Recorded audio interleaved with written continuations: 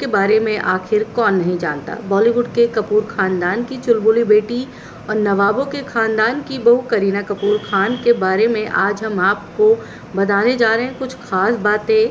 शायद वो आपको बातें ना पता हों, तो चलिए शुरुआत करते हैं।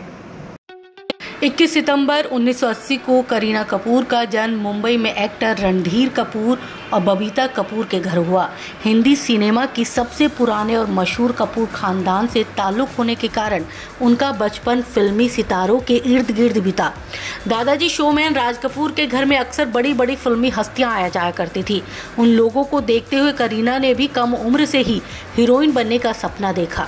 वो अक्सर घर में अपनी माँ की नाइट ड्रेस पहनकर हीरोइनों की नकल उतारती थी। जब करीना 7 साल की हुई तो अनिल कपूर और श्रीदेवी की फिल्म मिस्टर इंडिया रिलीज हुई।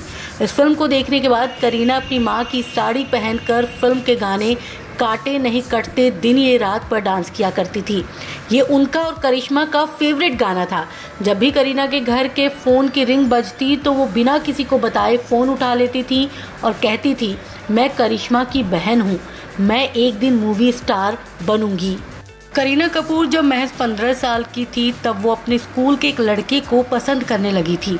जैसे ही उनकी माँ बबीता को इस बात का पता चला तो उन्होंने करीना का फ़ोन अपने पास रख लिया। एक दिन जब बबीता डिनर पर बाहर गई हुई थी तो करीना ने चाकू की मदद से उनके कमरे का लॉक तोड़ा और फ़ोन लेकर उस लड़के से मिलने जा पहुंची। इस बात से बबीता इतना नाराज़ हुई कि उन्होंने करीना को बोर्डिंग स्कूल भेज दिया। करिश्मा कपूर जब फिल्म इंडस्ट्री में आई तो उनके बाद उनकी मां चाहती थी कि करीना भी फिल्मों में आए, लेकिन करीना ने बिना किसी को बताए खुद फॉर्म भरकर और इंटरव्यू देकर हार्वर्ड यूनिवर्सिटी में एडमिशन ले लिया। शुरुआत में उनकी मां बबीता करीना को अकेले यूएस भेजने के खिलाफ थी, लेकिन करीना ने जैसे तैसे करके सबको राजी कर लिया। करीना यूएस 3 महीने के समर कोर्स के लिए गई थी। हार्वर्ड जाने वाली करीना कपूर खानदान की पहली लड़की थी जिनकी चर्चा पूरे खानदान में होती थी। वैसे करीना कपूर को पढ़ाई का ऐसा जुनून था कि हार्वर्ड से पढ़ाई कर लौटने के बाद उन्होंने गवर्नमेंट लॉ कॉलेज मुंबई में एडमिशन ले लिया। वो आम बच्चों की तरह कॉलेज जाती थी, हालांकि इस पर पूरे परिवार को ऐतराज था। करिश्मा कपूर उस समय तक फिल्मों में आ चुकी थी और कपूर खानदान का बड़ा नाम था। इसके बावजूद करीना कपूर ने आम लोगों की तरह कॉलेज में रहने का फैसला किया। जब करीना कॉलेज में थी तब से ही उन्हें फिल्मों के ऑफर मिला करते थे। इसी बीच राकेश रोशन अपने बेटे ऋतिक रोशन को लॉन्च करने के लिए फिल्म कहो ना प्यार है की तैयारी कर रहे थे। जब उन्हें पता चला कि बबीता की बेटी करीना फिल्मों में आना चाहती है तो वो अपनी फिल्म की स्क्रिप्ट लेकर उनके घर पहुंच गए। करिश्मा और करीना के लिए बबीता ही फैसले लिया करती थी। ऐसे में राकेश ने उनसे बातचीत की और बबीता भी झट से मान गई। फिल्म का पहला शेड्यूल गाने की शूटिंग का था और पहले दिन चंद सीन ही हो सके।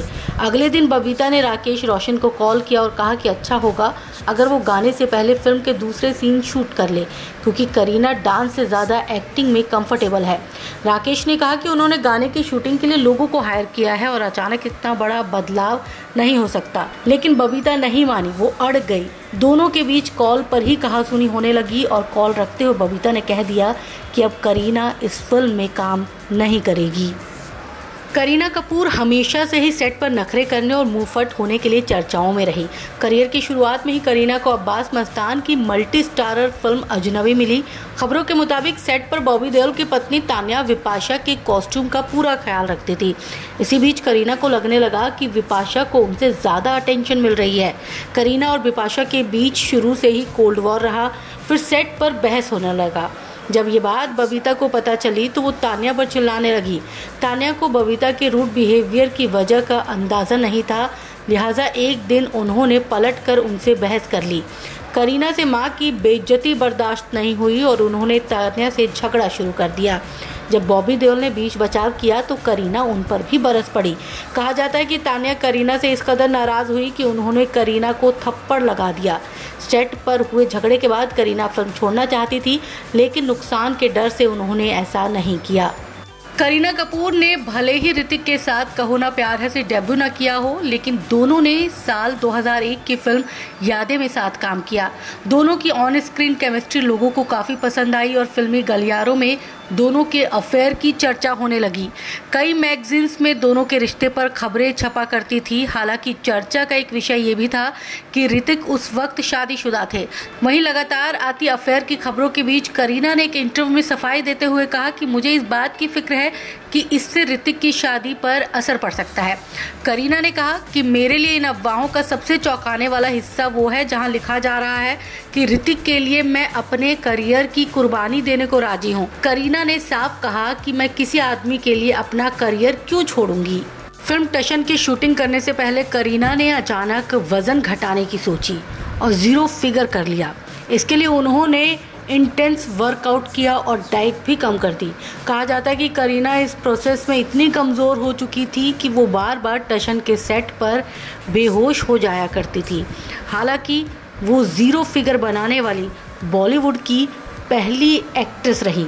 इस अचीवमेंट के बावजूद दर्शकों को करीना का 0 फिगर पसंद नहीं आया।